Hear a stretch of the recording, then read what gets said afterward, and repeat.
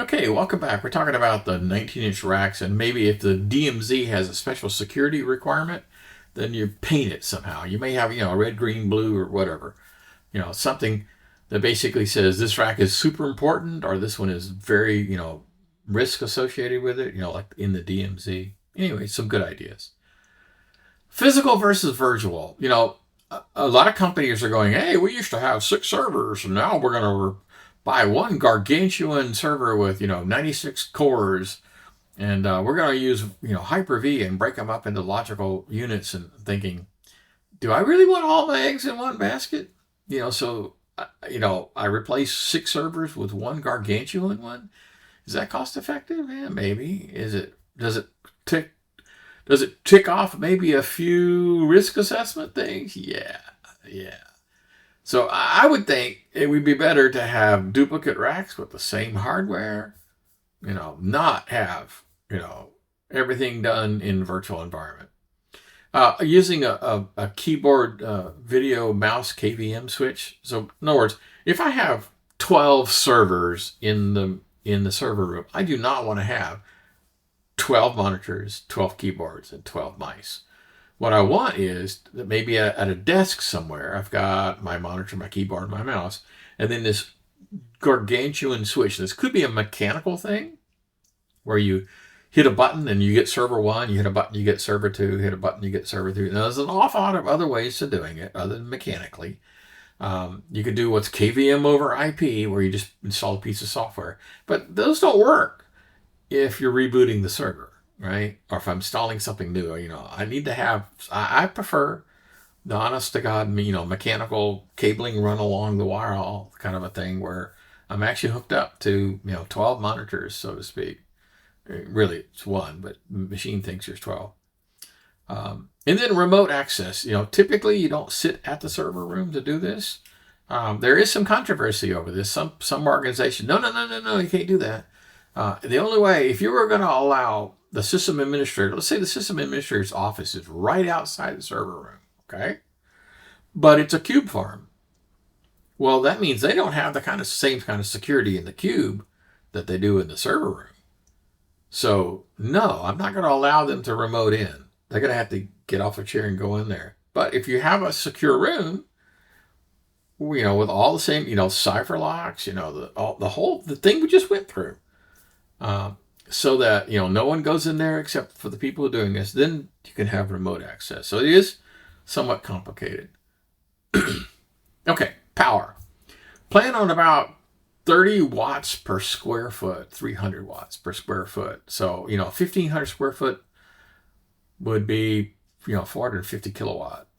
And this is a separate fuse box panel from the rest of the floor. I don't want any maintenance guy to be poking around in the basement and going, oh, I can't find that circuit. Let's start flipping things until we, hey, Joe, tell me when the lights are out. It starts flipping breakers. That's how I do it at my house if things aren't labeled. No, I want this thing to be separate.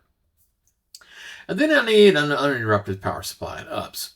So how long does the UPS have to run? To tell you the truth, in my world, the UPS had to run long enough to get the generator up and running, which wasn't very long. Because generator usually takes less than a minute to come up to speed.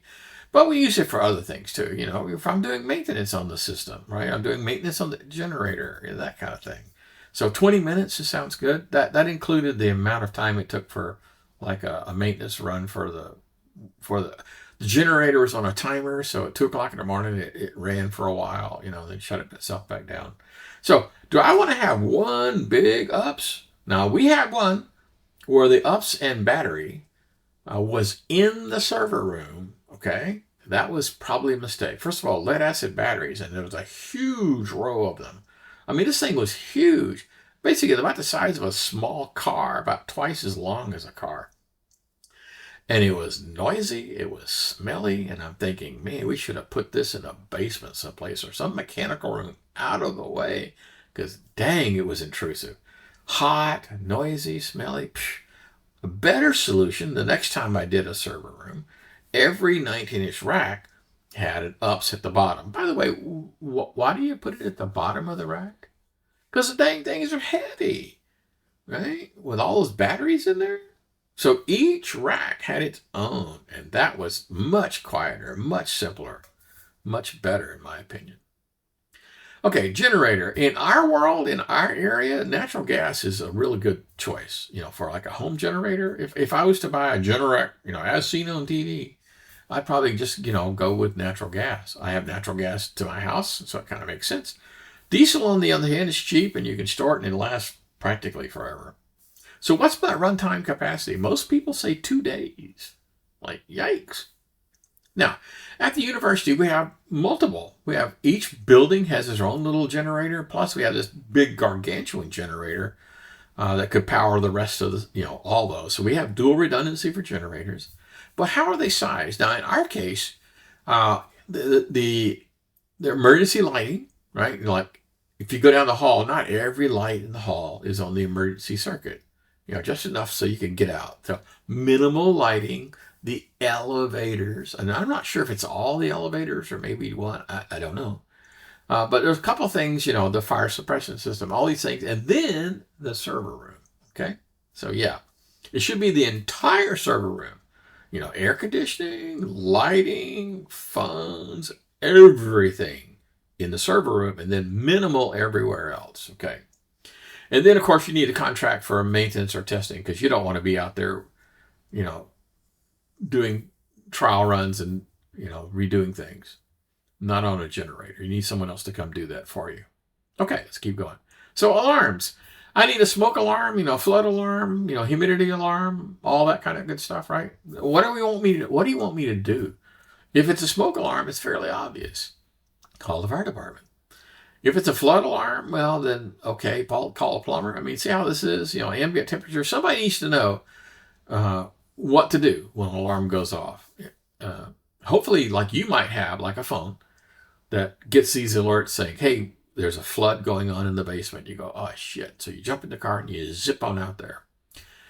Okay, every server could have their own set of alarms, at each one of the 19-inch racks. I told a story about this one guy whose desk happened to be right next to the router. Okay, now that's not a good scenario, but nevertheless.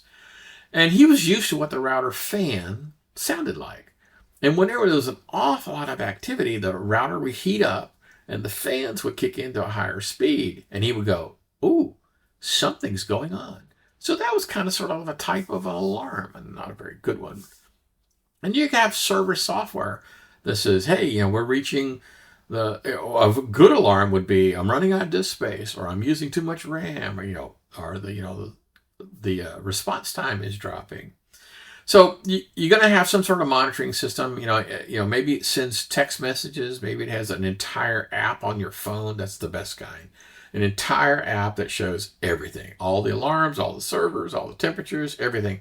I can pull out my phone and say, server rack number 3 is under stress. And you go, oh, wait, they're doing a backup. Okay, got it.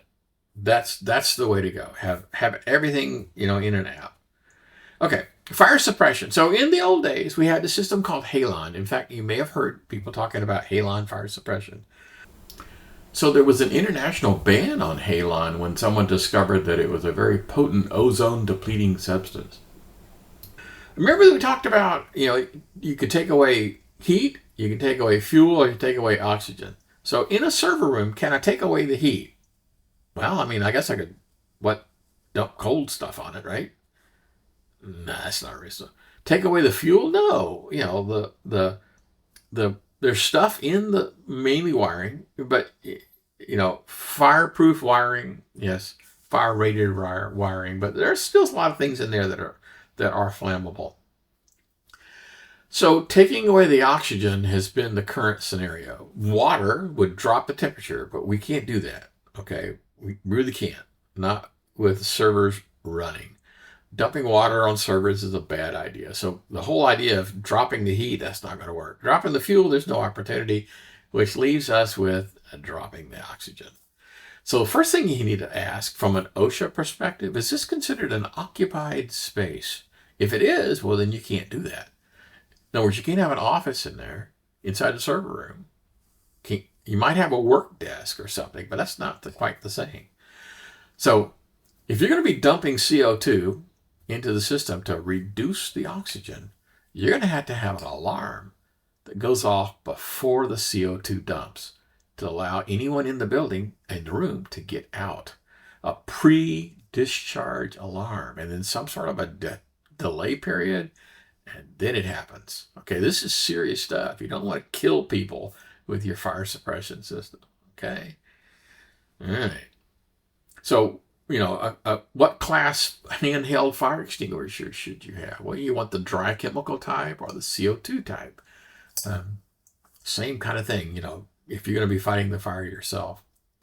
Okay, so cable management. I have seen pictures on the internet of this god-awful rat's nest of cable going everywhere. I've also seen ones so incredibly neat, I'm thinking, that's going to last about a week before somebody says, well, we need to replace this cable or plug this thing in, so don't go crazy.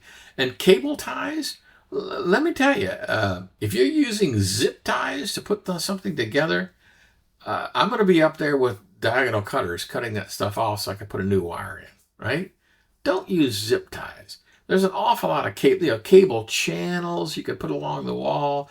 There's lots of nice ways of bundling cables with little straps and, Velcro style cable wraps, something that you could open up, put a new wire in, and then close it back up. Anyway, and don't think, oh, well, this piece of equipment is always going to be right here. This printer is always going to be right up against the wall here, so I'll just cut the cables really close, right? No. You might want to put another rack in and then move that printer way over here on the other side of the room. So don't make the mistake of cutting the cables really, really short. Maybe have them coiled up in the ceiling or in someplace.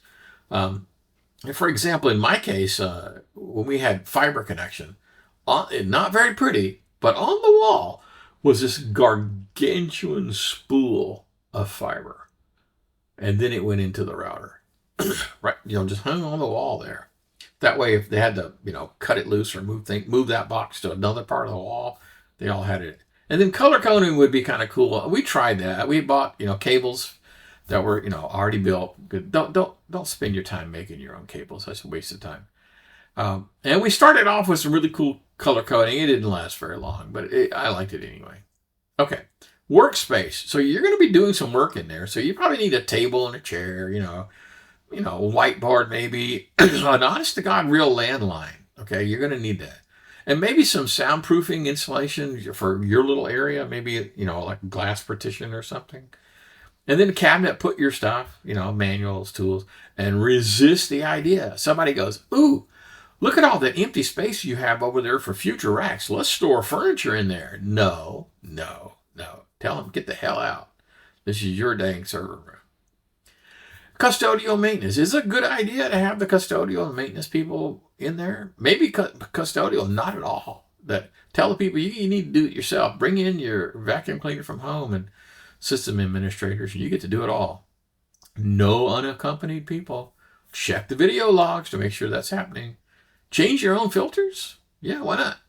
Crack open everything with a fan, the power supplies and all the rest of that stuff. Yeah. Okay. Wiring closet. So not necessarily talking about the server room, but in the rest of the building. If you're designing a building from scratch, don't have the network closet in the same as the custodial closet. This is where the pump is, air conditioning filter, and that kind of stuff. Don't have any of that stuff in the same room. Have your stuff separate with a separate set of keys to let only the most secure people into those wiring closets. And if that can't happen, then you use a thing called a shop cage. It's just a wire-like thing where you just built it into the room. So you open the door and all the custodial stuff, supplies and paper towels and buckets are over here. But you've got a cage with a door. And make sure you have the wiring because, man, one of the things that goes crazy is, custodial people all just start unplugging things so they can plug their vacuum cleaner in. And you just can't have that. Okay, we're coming up on the 15-minute mark. Actually, this is the end.